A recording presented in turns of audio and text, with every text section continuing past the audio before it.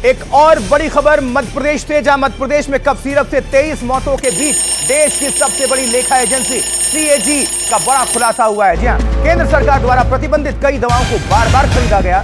CAG ने कहा है यह महज सामान्य लापरवाही नहीं है, बल्कि आपराधिक लापरवाही है। आपराधिक लापरवाही। सीएजी ने कहा है कि अगर जरा सी सतर्कता, अलर्टनेस दिखाई होती तो ये सौदे कभी नहीं होते। उधर कोल्ड सिरप बनाने वाली कंपनी के चेयरमैन गोविंदन रंगनाथन को छिंदवाड़ा लेकर आया गया है गिरफ्तार करने के बाद। उनसे इस मामले में पूछताछ। कफ सिरप से मौत, सीएजी रिपोर्ट से हरकंप। आपको दिखाते हैं स्पेशल रिपोर्ट, देखिए।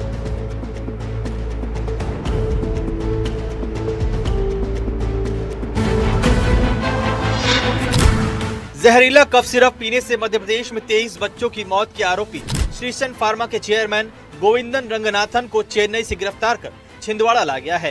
ये मामला अभी गरमाया ही हुआ है और सीएजी की एक रिपोर्ट ने राज्य की स्वास्थ्य व्यवस्था के अंदर चल रहे एक बड़े घोटाले का पर्दाफाश कर दिया। सीएजी ने अपनी 2024-25 की रिपोर्ट में खुलासा किया है कि मध्य प्रदेश की सरकारी agency Madhya Pradesh public health services corporation ने ऐसी प्रतिबंधित और खतरनाक दवाइयां खरीदी और बांटी जिन पर भारत सरकार ने मानव उपयोग के लिए पाबंदी लगाई हुई थी। रिपोर्ट के मुताबिक साल 2017 से 2022 के बीच कॉरपोरेशन ने प्रतिबंधित दवाओं के लिए 1,53,00,000 रुपए के रेट कॉन्ट्रैक्ट किए और जिलों में 22,96,000 रुपए की स्थानीय खरीद भी की। यानी कुल 1,76,00,000 रुपए की प्रतिबंधित दवाएं राज्य की स्वास्थ्य व्यवस्था में पहुंचाई गई।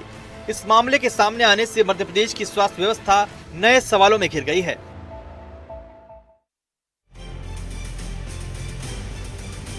देखिए, तो सीएजी रिपोर्ट से यह चौंकाने वाला खुलासा हुआ है।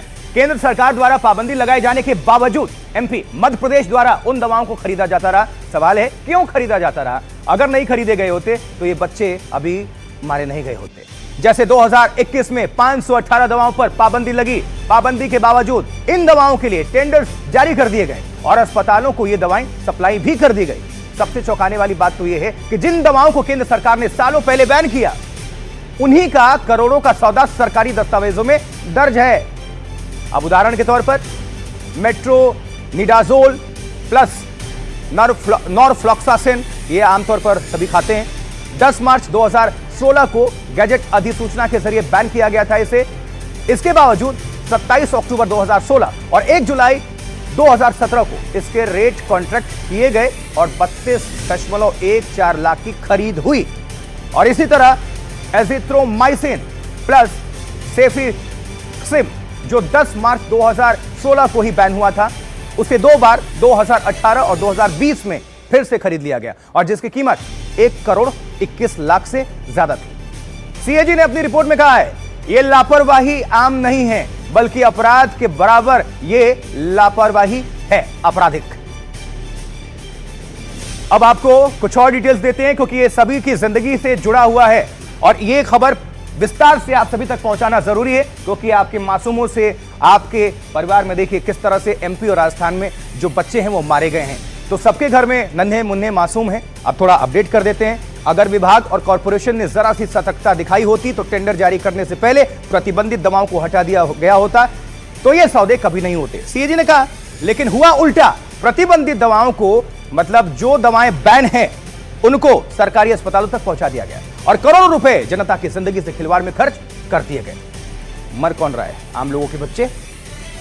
मध्य प्रदेश की सरकारी एजेंसी बहाने बनाती रही कि दवाएं किट फॉर्म में दी गई, यानी अलग अलग गोलियां हैं, जबकि सीएजी ने इस तर्क को पूरी तरह झूठा और भ्रामक बताया है।